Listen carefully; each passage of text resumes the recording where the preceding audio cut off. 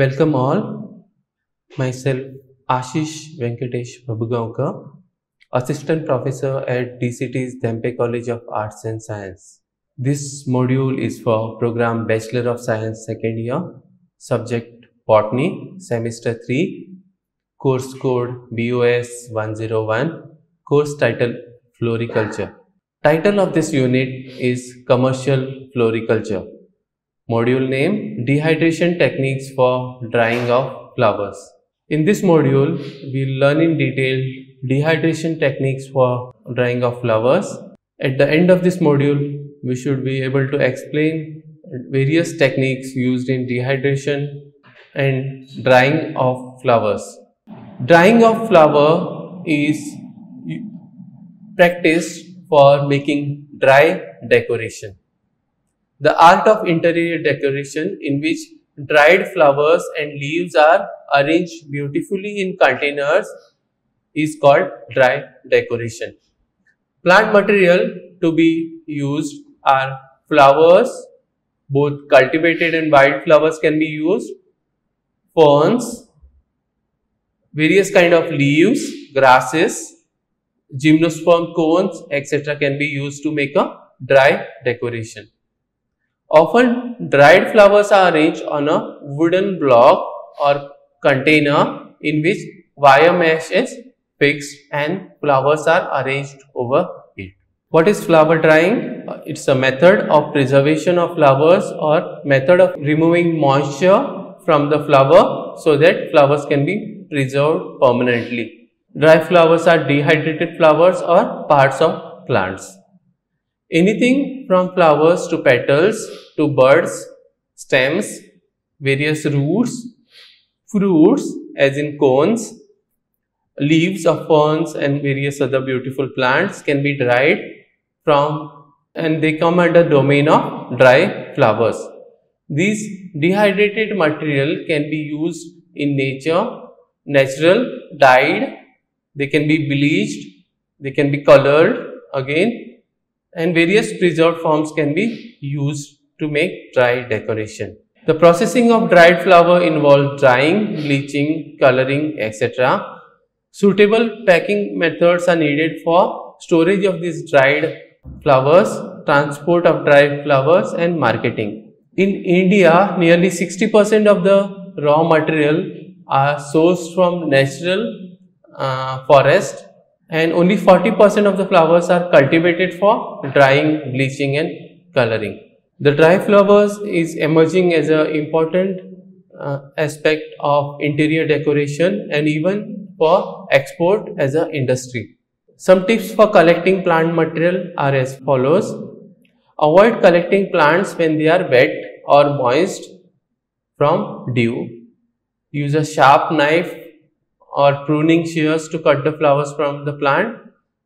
The select plant material which should be free from insect and disease. The stems of the plant can be kept in water till the plant is subjected for drying so that the wilting is prohibited. Start the drying process as soon as possible after cutting from the plant. Collect more plant material than needed as drying process. In the process, some plants may be lost. And at the last, be mindful from where you collect plant material. Since you are collecting from wild, never remove unlawful or endangered plants from the wild for drying purpose. Let us look at dehydration techniques for drying of flowers. First is air drying. This is simplest and easiest method wherein the bunch of flower is hanged upside down in a warm area and flowers are allowed to dry on its own. Though simple technique gives very good results. Embedding method. In this, flowers can be dried with embedding in a desiccant. The desiccant can be silica gel, borax powder, sand, alum powder, corn powder, sawdust.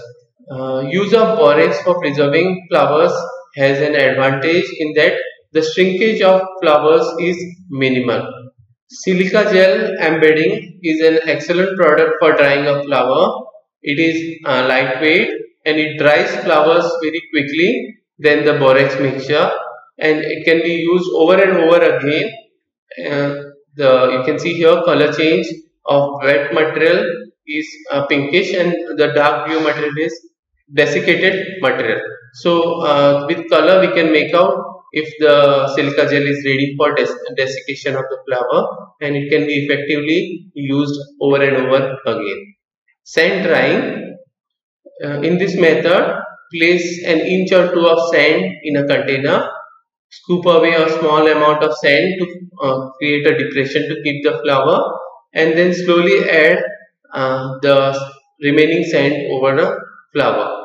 Flowers dried with sand become fragile, so it is the negative point of this method. Hot air oven drying. The material must be dried at a very low temperature in a hot air oven. This takes many hours. Compact flowers like marigolds, chrysanthemum, cornflowers, zinnias dry well in fan assisted convection oven.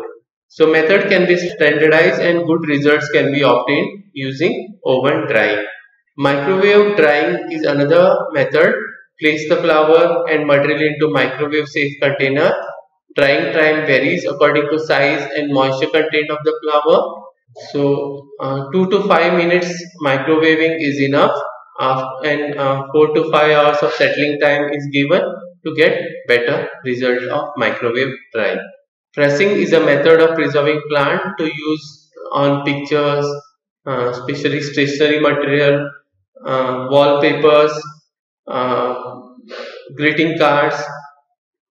This is usually done by placing plant material between layers of absorbent paper and applying weight and pressure for at least 5 to 10 days with frequent changes of absorbent paper. Ferns make excellent pressed plant material.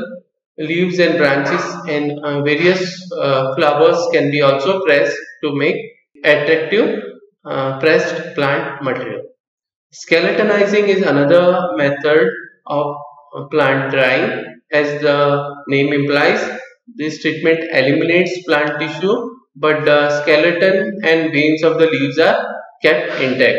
Skeleton of leaves lend an interesting lacy appearance to the dried arrangement.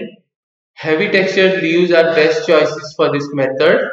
Boil leaves for 40 minutes in 1 quart of water and 2 tablespoons of the alkaline lye.